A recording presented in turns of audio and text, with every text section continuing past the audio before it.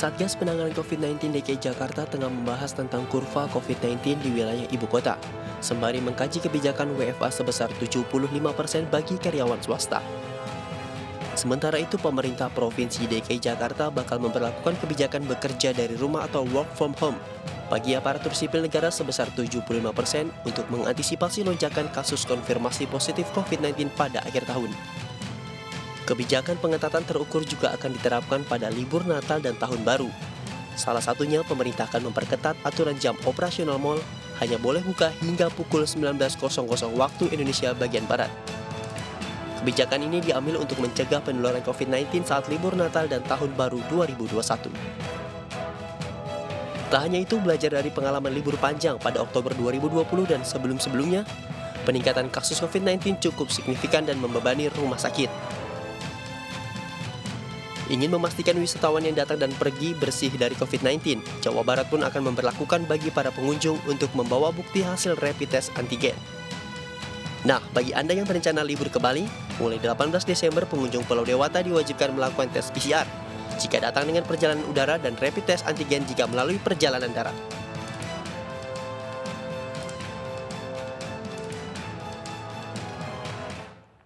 Anda kembali menyaksikan Indonesia Bicara dan tema kita pada malam hari ini ialah godaan libur Natal dan Tahun Baru.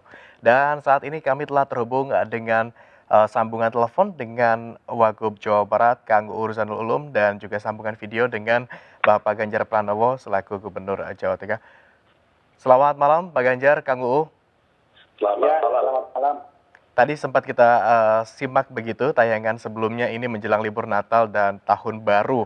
Seperti yang sudah-sudah bahwa memang pada saat libur panjang momennya terjadi ledakan angka positif COVID-19 yang begitu masif begitu. Nah, untuk persiapan libur Natal dan Tahun Baru yang juga libur panjang ini, apa langkah yang akan dilakukan Pemprov dari Jawa Barat maupun juga dari Jawa Tengah untuk mencegah penyebaran COVID-19?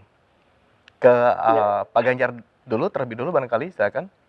Terima kasih. Untuk yang di Jawa Tengah, kita sudah rapat Forkompimda untuk menyiapkan tempat-tempat kita bisa melakukan pengaturan lalu lintas, apalagi yang di rest area yang punya potensi adanya kerumunan. Namun demikian kami menghimbau untuk tidak perlu meninggalkan tempat di mana sekarang mereka tinggal. Artinya ya tidak mudik lah. Nah, kalau kemudian kemarin saya mendapatkan informasi banyak perusahaan-perusahaan swasta meliburkan karyawannya, nah ini nampaknya agak sulit kita bendung untuk menyampaikan kepada mereka agar tidak mudik. Sebenarnya partisipasi ini sangat penting karena sebenarnya keselamatan jiwa kita juga akan menyelamatkan orang lain juga, maka tolong-menolong itu menjadi penting. Namun demikian kita sudah siap-siap untuk nanti ada operasi justisi, kita siapkan testing, dan kemarin Pak Menko Marinvest sudah memerintahkan yang mau bepergian mesti dites dulu. Nah, ini pencegahan-pencegahan yang dari awal kita lakukan. Baik, upaya pencegahan salah satu titik yang memang ini rawan penyebaran COVID-19 untuk wilayah Jateng ialah di traffic control. Begitu Pak Ganjar ya, termasuk juga di rest area. Bagaimana dengan di Jawa Barat? Kang Uu, upaya yang sama? Ya, kalau di Jawa Barat para peristiwa sama seperti itu. Tetapi Pak Gubernur, Kang Emil memberikan statement bahwa diusahakan para wisatawan itu jangan masuk ke wilayah Jawa Barat untuk sementara ini. Karena memang Jawa Barat sekarang penyebarannya sangat luar biasa. Dan seperti yang libur kemarin, di saat ada libur panjang, meningkat. Tetapi kami pun tidak bisa kalau yang sudah datang diusir ataupun bagaimana kan, sama-sama warga negara, kan kita masih NKRI. Cuma menghimbau saja pada prinsipnya. Kang Uu, di Jawa Barat wilayah mana yang krusial penyebaran COVID-19? Sekarang itu ada 7 kabupaten kota yang memang memiliki risiko tinggi. Tapi sebenarnya kabupatennya segitu juga. Bodebek, ditambah mungkin Karawang, tambah Kota Bandung. Kemarin Kota Bandung sudah bagus, sekarang zonanya naik lagi jadi risiko tinggi. Kemudian juga kabupaten yang biasa yang berdekatan dengan Jakarta. Nah, kami akan mengantisipasi mereka yang mau datang ke Jawa Barat biasa, yang dari daerah Jakarta di puncak, kita tes seperti yang libur kemarin. Tetapi kan tidak semua orang yang lewat puncak yang mau ke Jakarta, tetap aja ada yang lain. Kemudian juga gugus tugas yang di tempat pariwisata juga itu akan disiapkan kembali, termasuk kebersamaan dengan TNI Polri. Karena kita sudah biasa tentang libur panjang, insya Allah mungkin kita tidak kaku lagi dalam menghadapi libur panjang datangnya para wisatawan ke wilayah Jawa Barat. Karena memang Jawa Barat ini selalu menjadi tujuan wisata terutama masyarakat yang dari Jakarta. Seperti itu. Baik, barangkali sama seperti di Jawa Barat, kita ke Pak Ganjar, bahwa memang menjelang libur Natal dan Tahun Baru, sejumlah lokasi wisata di Jawa Tengah juga ini bisa jadi akan menjadi buruan para calon wisatawan untuk datang. Apa upaya yang dilakukan, Pak Ganjar, untuk mencegah penyebaran COVID-19, khususnya di wilayah-wilayah yang memang kerap dikunjungi sebagai lokasi wisata? Ya, sebenarnya Kepala Dinas Pariwisata sudah berkoordinasi, juga sama dengan Kang UU ya di Jawa Barat, pengalaman liburan tahun lalu, beberapa waktu yang lalu, kita meminta untuk pengelola tertib, kalau nggak kita tutup. Jadi kita ketat dan hari ini kita supervisi masing-masing agar mereka menyiapkan apa yang mesti mereka siapkan dan mereka mesti melaporkan kepada kita. Nah, termasuk juga hotel-hotel. Maka hotel-hotel kemarin PHRI umpama kita ajak bicara untuk mereka menyiapkan segala sesuatunya. Kalau nanti kita mengecek dan persiapan itu kemudian tidak bisa sesuai dengan protokol kesehatan, kita akan tutup. Maka ini kita sampaikan di awal kepada mereka semua. Ada kemungkinan calon wisatawan yang datang kemudian harus kembali begitu? Tidak sih, kalau kita menyiapkan karantina. Jadi kayak Pemkot Solo, Pemkot Solo kemarin sudah sejak awal mereka menyiapkan tempat karantina. Jadi siap-siap kalau nanti yang datang dan kemudian tidak bisa menunjukkan hasil tesnya dan sebagainya, ya bukan tidak mungkin akan dikarantina begitu. Jadi kita akan sama dengan Kang Uu tadi ya. Ya kalau itu warga kita sudah datang, sudah sampai di sini ya kita mesti rawat siapapun dia kan. Tapi sejak sekarang kita mesti mengingatkan dulu kepada mereka agar mereka melakukan tes dan hati-hati. Syukur-syukur kalau kemudian tidak usah meninggalkan tempat masing-masing sehingga bisa merayakan merayakan pergantian tahun atau Natal ya bagi yang umat Kristiani di tempat masing-masing. Imbauan utamanya tetap dilakukan perayaan di tempat masing-masing begitu Pak Ganjar ya. Kalau tadi Jawa Barat ada 7 wilayah yang menjadi fokus pemerintah begitu untuk mencegah penyebaran COVID-19. Di Jawa Tengah sendiri, wilayah mana saja? Ya, semua fokus buat saya. Karena sekarang kita tidak bisa mengendor-ngendorkan begitu. Kalau saya anggap semua sekarang kenceng. 35 kabupaten kota saya anggap semua dalam kondisi bahaya. Agar semua standby. Kalau enggak nanti lepas. Baik, 35 wilayahnya tetap sama diberlakukan begitu ya.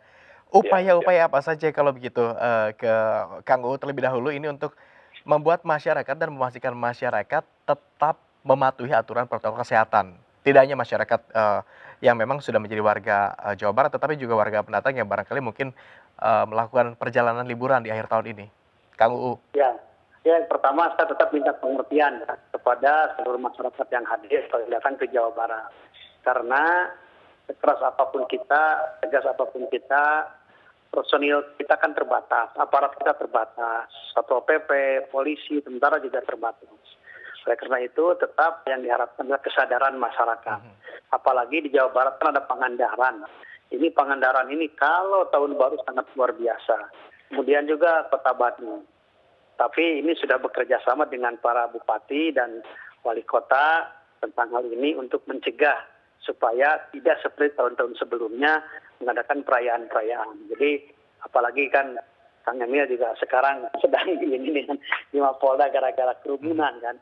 Insya Allah mungkin kami akan lebih tegas lagi kepada mereka. Jadi permohonan maaf seandainya ada wisatawan yang mungkin agak tegas dari pihak pemerintah dalam mengantisipasi kerumunan dan yang lainnya. Karena memang kami juga sudah dapat arahan dari pemerintah pusat, Pak Jokowi, sehingga kita sebagai pemimpin di daerah harus manfaat-manfaatan kepada pimpinan arah ketegasan, ya kami juga akan laksanakan seperti itu. Oleh karena itu saya berharap kerjasama seluruh masyarakat yang hadir. Pada prinsipnya Jawa Barat sekalipun dilarang tetapi tidak bisa tetapi tetap kerjasama yang diharapkan. Seperti itu. Kang UU, kalau begitu sanksi apa yang akan diterapkan bagi masyarakat atau mungkin juga para calon wisatawan yang kemudian ketahuan begitu melakukan pelanggaran protokol kesehatan? Kita kan sudah ada peraturan gubernur yang sekarang sedang dibahas di DPRD tentang sanksi. Yang pertama yang sudah biasa dilakukan adalah sanksi administrasi, mereka dicatat. Kemudian kalau kena lagi sanksi sosial. Kalau memang kena lagi dia baru ada denda paling besar sekitar 500.000 dan 250.000, 100.000 tergantung sanksi yang diberikan pihak Satpol PP. Artinya kalau perangkat-perangkat itu dari awal sudah siap.